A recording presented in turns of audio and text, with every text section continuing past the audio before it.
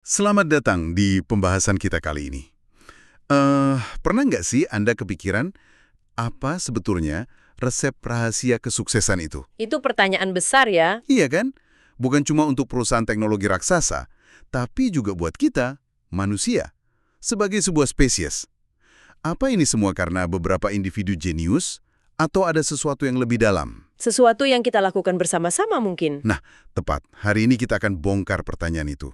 Sumber kita kali ini adalah bagian ketiga dari sebuah buku tentang korporasi modern dan judul bagiannya provokatif banget. Rahasia kesuksesan kita. Judul yang menarik. Misi kita sederhana.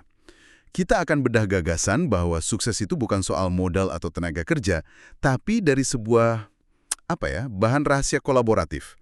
Dan saya jamin, beberapa contohnya nanti bakal mengubah cara Anda memandang inovasi. Ini ide yang kuat sekali karena ini menantang narasi yang biasa kita dengar kan? Narasi pahlawan tunggal itu ya. Betul. Si penemu jenius di garasi, CEO visioner. Sumber ini bilang, cerita aslinya itu jauh lebih menarik dan lebih rame. Ini tentang kekuatan kolektif. Oke, mari kita bongkar langsung. Penulisnya mengutip seorang antropolog, Joseph Hendrick, yang bilang rahasia sukses kita itu bukan otak individu yang super cerdas, tapi kecerdasan kolektif. Terus terang, ini kedengarannya agak abstrak. Maksudnya apa sih kecerdasan kolektif itu? Pertanyaan bagus. Ini fondasinya. Gini deh, coba bayangkan. Tidak ada satupun manusia di planet ini, sepinter apapun dia. Sekelas Einstein sekalipun. Bahkan sekelas Einstein. Gak ada yang tahu cara membuat pesawat Airbus A380 dari nol sendirian. Mustahil.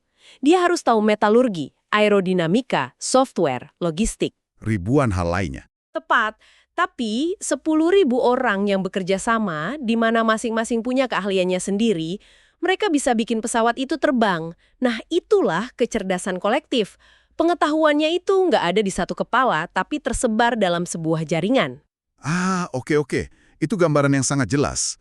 Jadi ini soal pengetahuan yang terdistribusi. Saya paham kalau ini berlaku untuk teknologi super kompleks kayak pesawat, tapi yang bikin saya penasaran, sumber ini juga menghubungkannya ke sesuatu yang kelihatannya individual banget, kayak olahraga lari. Itu kan lompatannya jauh. Gimana bisa rekornya Usain Bolt ada hubungannya sama kecerdasan kolektif? Bukannya dia lari sendirian di lintasan. Nah, ini bagian yang paling menarik. Tentu, di garis finish cuma ada Bolt, tapi coba kita lihat apa yang bikin dia bisa secepat itu. Usain Bolt itu kira-kira 10% lebih cepat dari juara-juara di awal abad ke-20. Eliud Kipchoge di maraton bahkan 50% lebih cepat. Perbedaannya signifikan sekali. Banget. Apa gen mereka jauh lebih superior? Kayaknya nggak juga. Yang terjadi adalah akumulasi pengetahuan kolektif selama 100 tahun. Ilmu kepelatihan berkembang pesat. Sumber ini bahkan menyebut nama Sam Masabini, pelatih di film Chariots of Fire itu, sebagai salah satu pelopornya. Jadi bukan cuma soal ayo lari lebih kencang, tapi ada ilmunya. Tepat sekali. Lalu ada kemajuan di ilmu nutrisi, analisis biomekanik, setiap gerakan dianalisis, dan yang paling krusial, perluasan talent pool, kumpulan bakat. Dulu, atlet elit itu kebanyakan dari segelintir negara barat. Lingkarannya sempit banget. Dan sekarang, kita lihat pelari jarak pendek terbaik banyak dari keturunan Afrika Barat dan jarak jauh dari Afrika Timur. Ini bukan kebetulan, kan? Sama sekali bukan. Ini hasil dari globalisasi bakat. Kumpulan talenta potensial sekarang mencakup miliaran orang. Jadi, yang kita lihat pada Bolt dan Kipchoge itu bukan keajaiban individu, itu puncak dari kombinasi berbagai kapabilitas. Jadi, bakat alami dari pool yang lebih luas, ilmu pengetahuan, nutrisi, sistem pelatihan. Semuanya jadi satu. Sumber ini menyebutnya kekuatan dari kombinasi kapabilitas. Ini kayak resep masakan ya. Bukan cuma punya satu bahan terbaik, tapi bagaimana semua bahan diracik dengan cara yang unik. Dan ini pasti berlaku juga buat bisnis, kan? Sangat berlaku. Perusahaan paling sukses hari ini bukan yang cuma punya CEO paling jenius. Mereka adalah master dalam meracik. Menggabungkan keahlian teknis, bisnis, pemasaran, desain dengan cara yang unik dan sulit sekali ditiru. Kombinasi itu yang jadi sidik jari mereka. Persis. Itulah kapabilitas khas mereka. Oke, jadi kesuksesan itu hasil keroyokan pengetahuan. Tapi gimana proses keroyokan ini bisa melahirkan sesuatu yang benar-benar baru?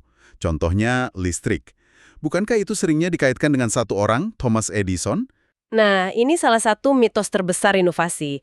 Sumber ini menelusuri jejak listrik. Dan ini bukan karya solo. Ini kayak opera kolosal yang berlangsung 1 abad lebih. Semuanya dimulai dari hal sederhana. Eksperimen Benjamin Franklin dengan layang-layang. Yang di tengah badai petir itu? Betul, tahun 1752. Hasilnya bukan bola lampu, tapi pemahaman dasar bahwa petir adalah listrik, yang lalu mengarah ke penemuan penangkal petir. Sebuah langkah kecil tapi penting. Terus, siapa selanjutnya? Puluhan tahun kemudian ada matematikawan Jerman, Carl Gauss, yang berteori mungkin kita bisa komunikasi pakai impuls listrik, masih sebatas ide. Ide itu lalu diambil Samuel Morse. Dia bukan ilmuwan tapi praktisi yang gigih. Dia mengubah teori itu jadi Telegraf. tepat. Rantai berlanjut, Alexander Graham Bell meneliti getaran suara, diubah jadi sinyal listrik, lahirlah telepon. Dan baru setelah semua itu, Edison dan Tesla muncul. Betul sekali. Edison tidak menemukan listrik. Dia mengambil semua pengetahuan yang sudah ada, lalu merangkainya jadi sistem bola lampu pijar yang tahan lama, dan jaringan distribusi.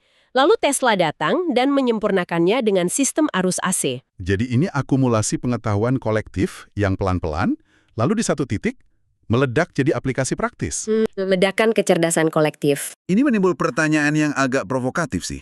Kalau inovasi itu pada dasarnya nggak terhindarkan kalau pengetahuannya sudah matang, lalu apa sebetulnya peran seorang jenius? Apa kita meremehkan kehebatan individu di sini? Maksud saya, kalau bukan Wright bersaudara, apa pesawat terbang bakal tetap muncul di tahun yang sama? Pertanyaan yang sangat valid. Dan sumber ini jawabannya menarik. Kejeniusan orang-orang seperti Wright bersaudara atau Steve Jobs itu nyata, tapi bukan dalam menciptakan sihir dari ketiadaan. Kejeniusan mereka itu terletak pada kemampuan mereka sebagai, integrator, perangkai. Perangkai. Iya, mereka bisa melihat semua potongan puzzle yang sudah berserakan, teknologi dan pengetahuan yang dikembangkan orang lain, dan jadi yang pertama merangkainya jadi satu gambar utuh.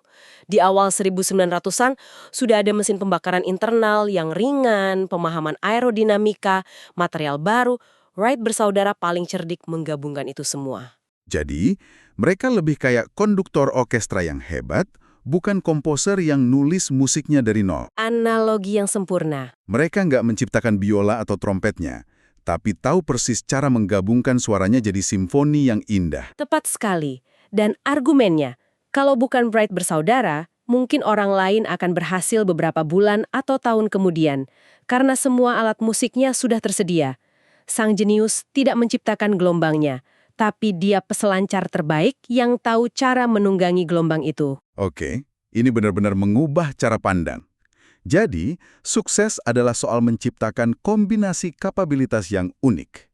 Sekarang pertanyaan utamanya, gimana caranya ini semua jadi nilai ekonomi? Gimana sebuah perusahaan atau atlet bisa menguangkan keunikan mereka? Nah, ini membawa kita ke konsep kunci terakhir, sewa ekonomi. Dan penting nih, ini bukan uang sewa apartemen bulanan Anda ya. Haha, oke, bukan itu. Bukan. Ini istilah ekonomi untuk keuntungan premium keuntungan di atas rata-rata yang bisa didapat karena punya talenta, aset, atau kapabilitas yang langka dan sulit ditiru. Sewa ekonomi? Ini kedengarannya agak rumit. Bisa disederhanakan dengan contoh nggak? Tentu, sumber ini balik lagi ke olahraga dengan perbandingan yang kontras banget. Sir Stanley Matthews, bintang sepak bola Inggris tahun 50-an, melawan Lionel Messi. Keduanya jenius di generasi mereka. Betul, tapi kondisi ekonomi mereka bagaikan bumi dan langit. Matthews di puncak karirnya, gajinya itu dibatasi aturan liga. Kecil banget, dia nggak pernah bisa benar-benar menguangkan bakatnya. Sementara Lionel Messi, di tahun 2017, kontraknya nilainya lebih dari 650.000 euro per minggu. Astronomis kan? Perbedaannya luar biasa. Apa yang sebenarnya berubah? Yang berubah adalah kemampuan untuk menangkap sewa ekonomi dari bakat unik itu. Di zaman Matthews, nilai yang dia ciptakan di lapangan itu sebagian besar bocor. Bocor, maksudnya? Dinikmati sama penggemar. Dalam bentuk tiket pertandingan yang harganya murah banget, setara beberapa cangkir teh. Klub dapat sedikit, Matthews dapat lebih sedikit lagi. Nilai bakatnya menyebar kemana-mana. Wow, jadi pada dasarnya, kakek nenek kita bisa nonton pemain sekelas Messi dengan harga tiket yang setara secangkir kopi. Kurang lebih begitu. Sementara kita hari ini harus bayar mahal karena nilainya nggak lagi bocor ke penonton. Tepat sekali. Nilai itu sekarang ditangkap. Di era media global, seorang bintang seperti Messi bisa menangkap porsi yang jauh lebih besar dari nilai yang dihasilkan. Ada hak siar TV global miliaran dolar, ada merchandise, ada sponsor multinasional. Semua infrastruktur ini memungkinkan nilai dari bakat langka Messi dikonversi jadi pendapatan pribadi yang masif. Dia nggak cuma menciptakan nilai, dia juga punya mekanisme untuk menangkapnya. Dan kalau kita tarik ini ke dunia bisnis, polanya pasti sama ya. Polanya sama persis. Coba bandingkan perusahaan terbesar dunia tahun 1955 sama hari ini. Dulu itu raksasa industri kayak General Motors. Mereka besar karena aset fisik. Pabrik baja, kilang minyak. Besar dan efisien, tapi sama mirip satu sama lain. Sulit bilang ada yang benar-benar unik. Dan hari ini, yang paling bernilai itu Apple, Google, Microsoft.